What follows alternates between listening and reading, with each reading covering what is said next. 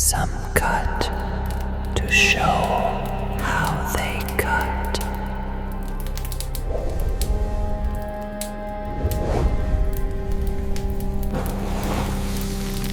Another entry by Jack the Ripper's hand. The Fictional Diaries of Jack the Ripper. Entry 4. Father and the Sheffield Blade, 1864. Chapter 1. The Bench and the Blade. The morning smelled of iron and oil. Father's workbench stood beneath the small window that admitted more shadow than light, and upon the bench lay the knife from Sheffield like an answer taking its time. The wood bore a notch at the place where the blade rested after each use for a breath's length. A small, dark channel where old drops of dried tallow sat like shrunken thoughts. Father did not touch the blade. He greeted it, one hand behind his back, a precise look from point to haft, a nod. This was how one managed things that were not merely tools but attitudes. I stood obliquely behind him, pretending to count nails. In truth, I counted movements that made no noise, how fingers held the haft so wood became skin, how the thumb lay against the flat side, not pressing, merely present, how the shoulder remained still. Sharpness is a decision, but it begins long before the edge, in what the body keeps silent. The bench held an order one must not confuse. Left the leather strop, smooth as cold river. Beside it the stone, two colors in one, grey for patience, pale for grace. Right, a bowl of oil that smelled of nuts and rain. Father never called things by name. He tapped with his knuckle, or shifted them, as though arrangement were already half the work. What lies ready does not contradict, he said. Outside, the village coughed itself into day. Wheels began, doors repeated their single word. The lane woke like an animal one disturbs reluctantly. I heard the house answer, the sighing of the second step, the weary humming of flame in the hearth. The sound in the room was smaller still, the soft click when metal found the notch again. One could believe the blade remembered the path it had traveled yesterday. Memory has a different color in good steel. "See," said Father without turning. "The edge thought with you yesterday. Today you merely follow." I stepped closer. Light fell like a thin thread across the cutting edge and caught there. Everything was still save my breath, and I held it fast. The steel lay patient as winter, sharp as morning's first truth. I observed how Father's hands approached it, not grasping, but conversing. The blade had its own language, spoken in angles and pressures, in the precise moment when resistance yields to purpose. This was my first lesson in a grammar I would spend years perfecting. Oh, where are my manners? My name is Grimwick. And that was just one page of tonight's diary.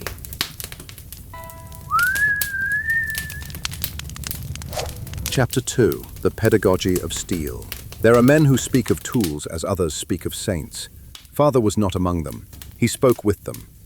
Not loudly, not madly. In the tone of people who know things answer when one asks the proper question. He stroked the leather strop with his flat hand, as though to press the night from it. Then he drew the blade, slowly, as though time were a material one must not waste. "Steel is honest when you are," he said. "It shows you where you were too swift and where you harbored fear." He held the knife so I could see the tiniest light edge, there where a burr wished to form, small as an excuse. "This here," he breathed, and the breath lay briefly upon the metal, "is laziness. And this here," he placed his thumb against the point and removed it again, "is vanity. Both make the work loud." The stone still slept. Father let fall a drop of oil. It ran sluggishly, twisted, grew thin, found rest. "You take it," he said. I took the blade, but the blade rather took me. I felt its weight and that other thing which is no weight. The knowledge of a line already decided. I laid the edge flat. Then the wrist fluttered, and Father gently placed 2 fingers upon it, heavy as a sentence one corrects. "Not the stoneworks, not you. The path. Hold the path. I drew. First too hasty, then too timid. There is in the middle a tone that does not sound, yet rings true. The stone gave it to me for a moment. The arm grew quiet. The shoulder did nothing. And the hand became an animal that breathes. At the edges, black residue gathered. Not dirt, rather history. Father nodded once, a nod made of metal. Some cut to show how they cut, he said. That is pride. It makes dull. We cut so something ceases to be what it presently is. That is respect. He took the blade from me and turned it, as though to show me how the world looks from the other direction. Look where it says yes. I looked. It was only a breath different. A yielding not for the hand's sake, but for orders. The edge had again that quality of a line acquiring its own will when it knows its destination. I practiced the motion until my shoulder learned the rhythm fathers had known for decades. Each stroke was a sentence in a language of precision, each angle a word that must be pronounced exactly so. The blade taught patience. It rewarded steady pressure and punished haste with scratches that marred its perfect surface. Some cut to show how they cut, he said. That is pride. It makes dull. We cut so something ceases to be what it presently is. That is respect. He took the blade from me and turned it, as though to show me how the world looks from the other direction. Look where it says yes. I looked. It was only a breath different. A yielding not for the hand's sake, but for orders. The edge had again that quality of a line, acquiring its own will when it knows its destination. I practiced the motion until my shoulder learned the rhythm fathers had known for decades. Each stroke was a sentence in a language of precision, each angle a word that must be pronounced exactly so. The blade taught patience. It rewarded steady pressure and punished haste with scratches that marred its perfect surface. Chapter 3. The Man with the Leather Apron. On the village's far side stood the smithy, and in its yard, the butcher. Between both ran a narrow path, where men with short sentences walked. I neither liked nor disliked the butcher's yard, yet I stood there often. The man with the leather apron had eyes that found the work first, then the face that performed it. He hung things, he loosened things, he gave gravity opportunity to participate. He was not cruel, he was consequent.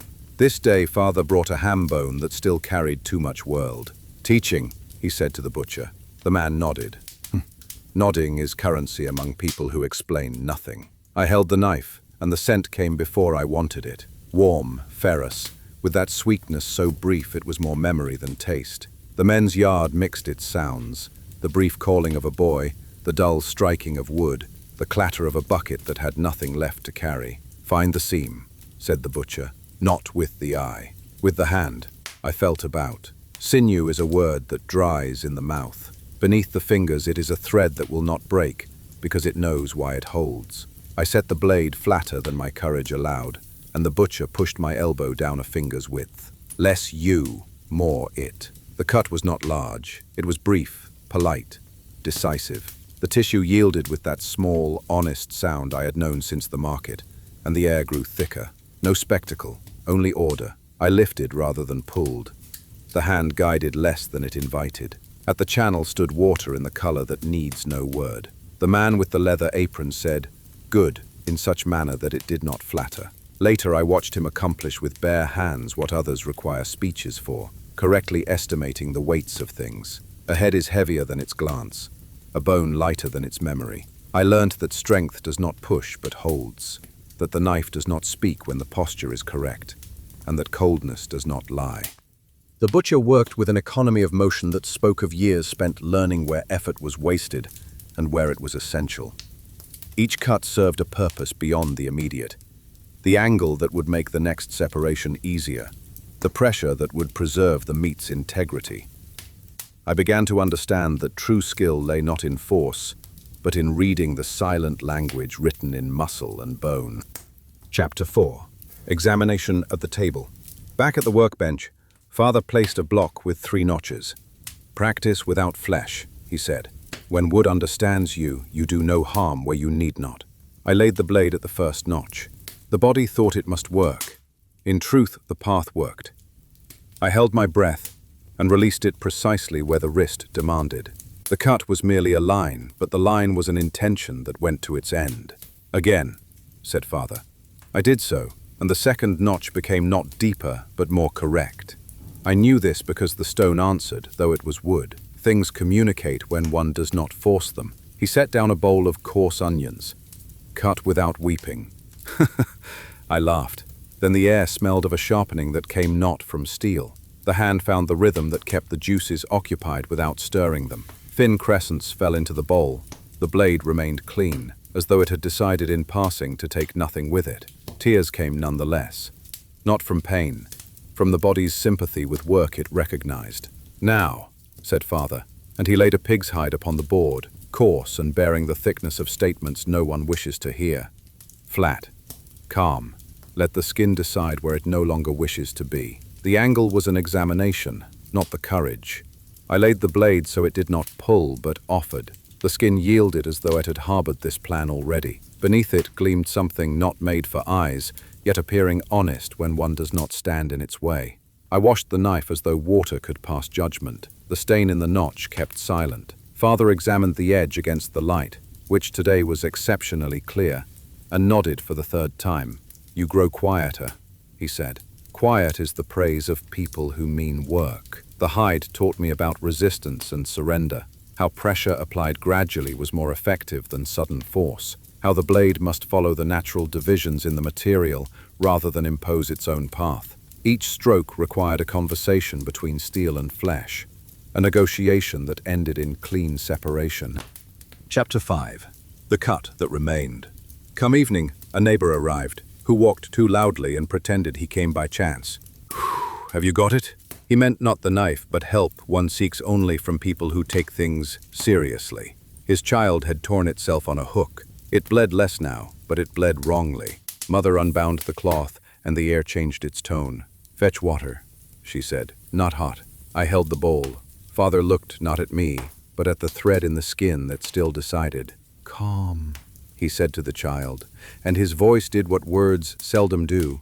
It took from the room its excuse to be nervous. He touched the wound's edge, not the wound, and I understood only later how important this distinction was. He laid the knife beside. It lay there like a possibility, not like a threat. He did nothing with it.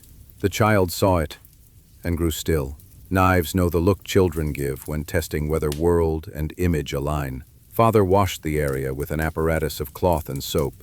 The lie spoke its honest truth, that cleaning and cutting are from the same family, who seldom visit. The skin decided. It drew together. It offered something. Father took needle and thread and made of an opening a sentence that could be read again. No art, only care. Afterwards he looked at the blade and at us and said, "Sharpness is justice."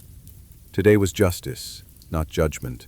I knew not precisely what he meant, but I held the sentence fast like a clamp upon a sheet that might otherwise slip. In the night I saw the blade in the light that came from the hearth when someone opened the door to check the flame. There was a moment when a small bright point reflected on the edge, and it looked like a star that wished to know whether metal understands heaven. I thought the knife did not make us different people. It merely made us honest in what we already do, decide.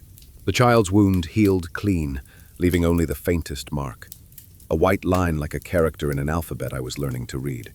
Father showed me how the healing followed the blade's path, how proper cutting encouraged proper mending. "The skin remembers good work," he said. "It grows back stronger along a true line." Chapter 6. The Night of Stones. Late, when the house had resumed the voices of furniture and the stair quietly tested whether night still fitted, Father drew the stone to him once more. It is a different process, sharpening at night. The sound space is freer, and one hears nothing but the gentle grinding that remains, undecided in the air whether it is sound or shadow. I sat upon the floor and let my brow lean against the bench, so I heard the wood's vibration when the blade passed. "There are people," said Father, "who believe sharpness is danger. In truth, it is grace. Bluntness lets endure what may be brief." He spoke not of animals. He spoke not of people. He spoke of the cut, through all those things that cling too long to themselves, as though to prove the world needs them. He let me draw, and I found again the tone that does not sound. Once I slipped. The edge touched the stone at an incorrect angle, and sang a note that was wrong. Father did not hold my hand. He waited until my breath returned to its place. Again, he said only. I went back. The stone forgave, the strop smoothed, and the burr that had just been a small lie ceased wanting history. Outside, the sky was without moon.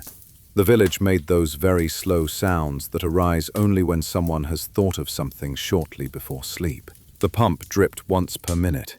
In that minute lay an entire teaching, that things order themselves when given the proper time. No more, no less.